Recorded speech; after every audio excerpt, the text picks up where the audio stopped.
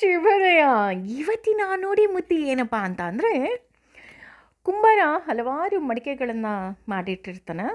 ಅದರಲ್ಲಿ ಒಂದು ಮಡಿಕೆಗೆ ಮಾತ್ರ ಯಾವಾಗಲೂ ಕುಂಬಾರನ ಮೇಲೆ ಕಂಪ್ಲೇಂಟೆ. ಕಾರಣ ಏನು ಅಂದರೆ, ಕುಂಬಾರ ಎಲ್ಲ ಮಡಿಕೆಗಳಿಗೂ ಸುಂದರವಾದ ಚಿತ್ರಗಳನ್ನು ಬಿಡಿಸಿರ್ತಾನೆ ಹಾಗೂ ಅದು ತುಂಬ ಸುಂದರವಾಗಿ ಕಾಣ್ತಾ ಇರುತ್ತೆ. ಆದರೆ ಈ ಮಡಿಕೆಗೆ ಆ ಕುಂಬಾರ ಯಾವುದೇ ರೀತಿಯಾದಂತಹ ಬಣ್ಣವನ್ನು ಹಚ್ಚಿರೋದಿಲ್ಲ. ಹಾಗಾಗಿ ಆ ಮಡಿಕೆಗೆ ತುಂಬ ಬೇಜಾರಾಗುತ್ತೆ. ಒಂದಿನ ಕುಂಬಾರನ ಹತ್ರ ಹೋಗಿ ಹೇಳುತ್ತೆ, ನೋಡು ಎಲ್ಲದಕ್ಕೂ ನೀನು ಚಿತ್ರವನ್ನು ಬರೆದಿದ್ಯಾ, ಆದರೆ ನನಗೆ ಮಾತ್ರ ಬರೆದಿಲ್ಲ. ನಾನು ಚೆನ್ನಾಗಿ ಕಾಣ್ತಾ ಇಲ್ಲ, ಅದಕ್ಕೆ ನನಗೆ ಜನ ಇಷ್ಟಪಡ್ತಾ ಇಲ್ಲ. ದಯವಿಟ್ಟು ನೀನು ನನಗೆ ಚಿತ್ರವನ್ನು ಬರಿಬೇಕು.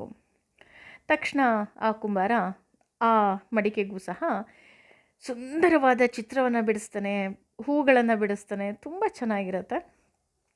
ಕಾಕತಾಳೀಯ ಅನ್ನೋ ಹಾಗೆ ಆ ಚಿತ್ರ ಬಿಡಿಸಿದ ಮೇಲೆ ಒಂದು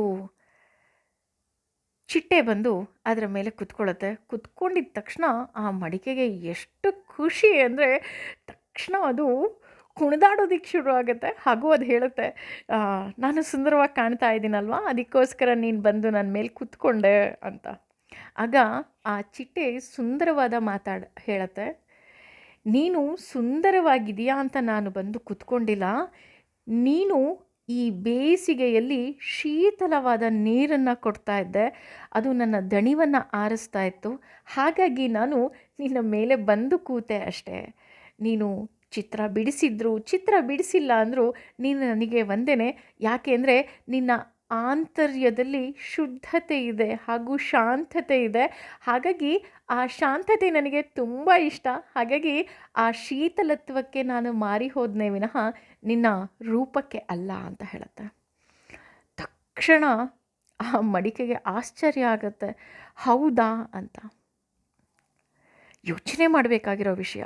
ಹೌದು, ನಾವು ಅಷ್ಟೇ ಹೊರಗಿನ ಈ ದೇಹದ ಸೌಂದರ್ಯಕ್ಕೆ ಅತಿ ಹೆಚ್ಚು ಪ್ರಾಶಸ್ತ್ಯವನ್ನು ಕೊಡ್ತೀವೇ ವಿನಃ ನಮ್ಮ ಆಂತರಿಕ ಸೌಂದರ್ಯ ಅಂದರೆ ನಮ್ಮ ಮಾತು, ನಮ್ಮ ನಡವಳಿಕೆ, ನಮ್ಮ ವ್ಯಕ್ತಿತ್ವದ ಬಗ್ಗೆ ಗಮನನೇ ಹರಿಸೋದಿಲ್ಲ.